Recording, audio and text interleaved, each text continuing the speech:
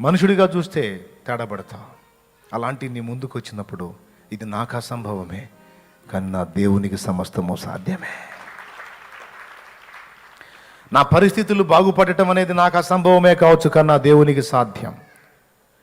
నేను ఎదుర్కొంటున్న ఈ శోధనలోంచి బయటపడటం నాకు అసంభవం కావచ్చు, కానీ నా దేవునికి సాధ్యం. ఆయన చూసుకుంటాడు, ఆయన చేస్తాడు. నేను నిరీక్షణతో ఆయనకి వెళ్ళి చూస్తా. ఆయన కార్యం కొరకు కనిపెడతా. విజయం నాదే. ఎందుకంటే యుద్ధము చేయమని నేను యెహోవాను అడిగాను, యుద్ధము యెహోవాదే అని విశ్వాసంతో అడుగు వేశాను. యుద్ధము యెహోవాది, జయము నాది. దేవునికి స్తోత్రం. చెప్పు మళ్ళీ చెప్పు. యుద్ధం ఎవరిది? జయం ఎవరిది? లే, మోకాళ్ళ మీదకి లే.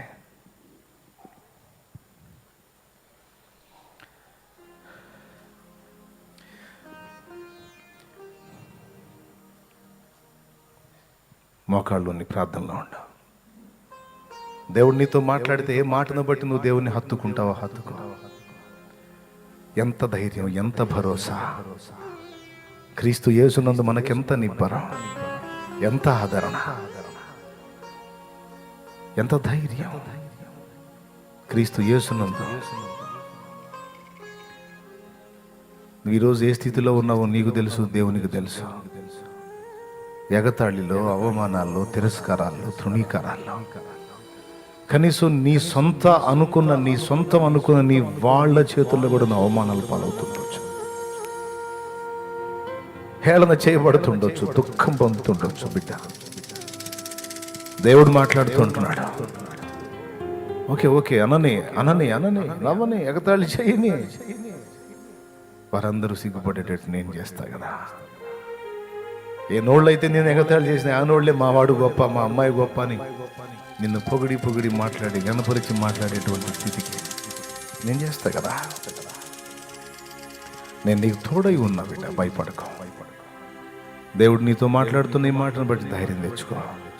ప్రార్థన చేయి. Thank you lord, thank you lord, thank you. నా గుండె కృతజ్ఞతతో నిండి ఉంది ప్రభువా.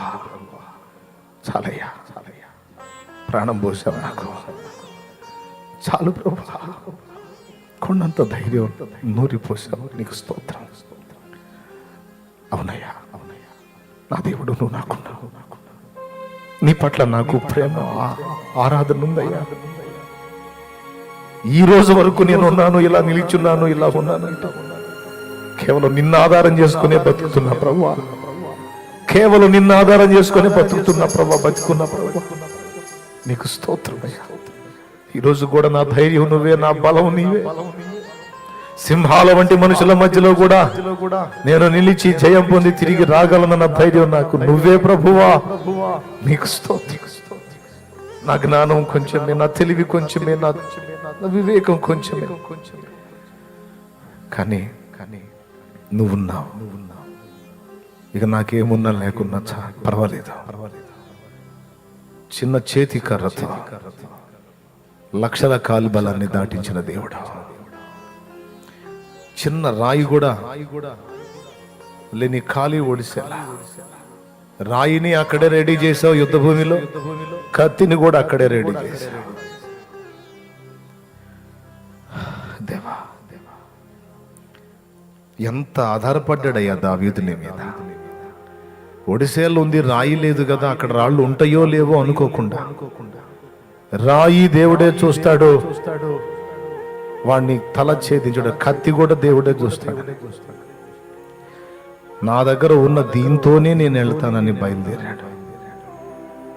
జయం పొందొచ్చాడు నాయన.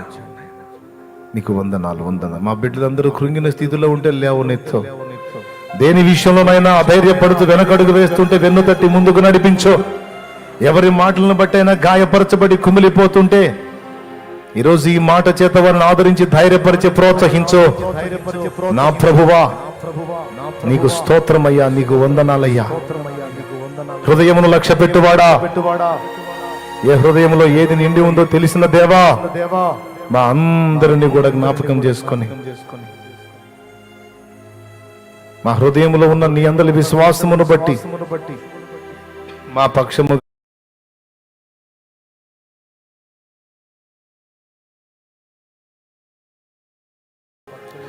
గొప్ప కార్యములు చేయగలవని పూర్ణ నిరీక్షణతో విశ్వాసంతో నీ వైపే చూస్తూ నీ కార్యములో నమ్ముతున్నామయ్యా.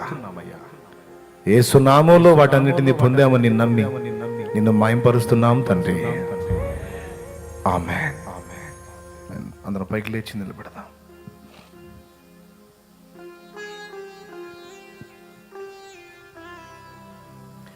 నిందల పాలై నిత్య నిబంధన నీతో చేసిన దానియేలుకు సింహాసన మిచ్చినావు, సింహాల నోళ్లను మూసినావు.